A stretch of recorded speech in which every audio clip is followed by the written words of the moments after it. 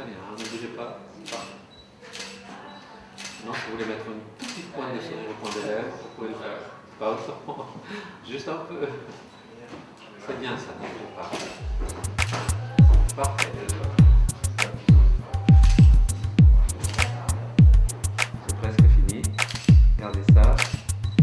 Alors, je suis Sylvie La Liberté, je suis une artiste. Je suis Sandra Desmarais, je suis retraitée de Bell Canada. Bonjour, je m'appelle Lise Marceau. Hi, my name is Grace Barrasso. Oui, je suis Geneviève Brouillet, comédienne.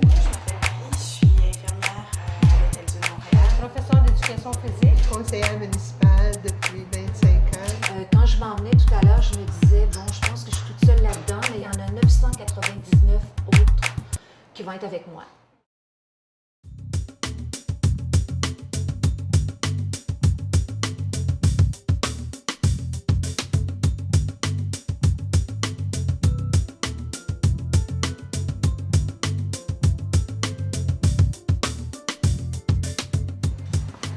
Ce qu'il faut voir, c'est si la présentation convient, ou se présente, comme ça. Moi, l'objectif pour moi, c'est que les gens comprennent très vite de quoi il s'agit.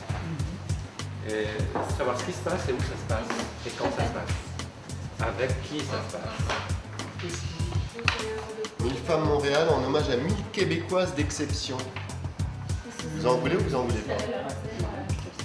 On peut la garder. Moi, je crois que tout le monde sera plus concerné. Oui, c'est sûr. Ouais. Amis québécois d'exception, alors.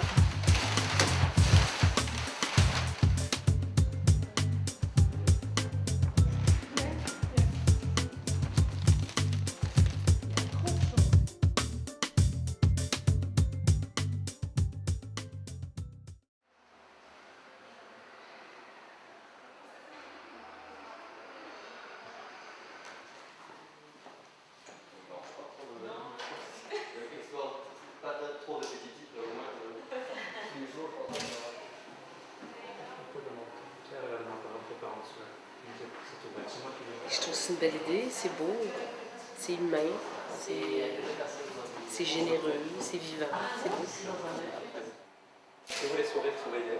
Stéphanie Baudouin. Frédéric nous a parlé de ce projet-là de 1000 femmes, puis honnêtement, je pense qu'il n'y a pas eu de questionnement plus que j'étais emballée par le projet. Il faut dire que je suis quand même sensible à tout ce qui est culturel.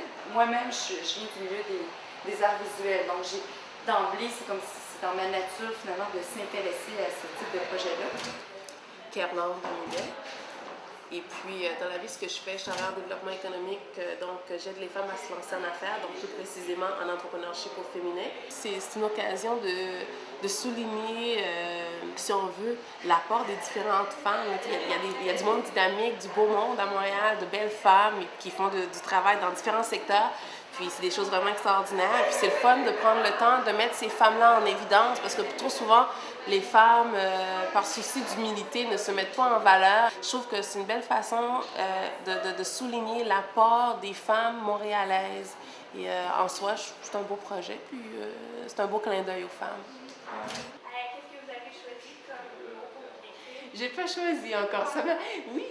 Ça m'a surpris. C'est difficile, je sais pas encore. Je sais pas comment le décrire en un mot, mais ça va venir. Je vais faire la photo, je vais étudier un peu, puis je vais être capable de dire tout à l'heure. C'est bon. Voilà, ça. Regardez, c'est un projet qui s'inscrit dans une série, en fait, que j'appelle Portrait par 1000, puissance 1000, comme on veut. Et en fait, c'est une série où chaque fois, je réunis 1000 personnes qui appartiennent à une communauté distincte, c'est-à-dire ça peut être des gens qui ont un intérêt commun, une passion commune, etc. Mais mon sujet favori, c'est les femmes. Et donc j'ai commencé cette série il y a une quinzaine d'années avec 1000 femmes à Paris. Et ça m'a beaucoup plu. Je l'ai refait à Cuba, je vais le faire au Cambodge, sûrement en Chine. Je voudrais en faire dans les pays du monde entier, en tout cas sur tous les continents, pour avoir d'ici une dizaine d'années une espèce de grande réunion de femmes du monde entier. Ça pour leur faire un hommage global.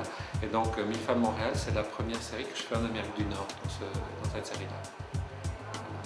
L'idée est relativement simple, c'est en fait, moi je suis peintre à l'origine et j'ai travaillé beaucoup sur le portrait, le corps humain et tout ça, et c'est de dire à un moment donné, figurer l'individu, ça a été fait par des milliers d'artistes depuis toujours, et aujourd'hui on est entré dans il me semble, dans une époque où ce qui compte c'est plus ce qui nous lie aux autres que ce qu'on a en nous.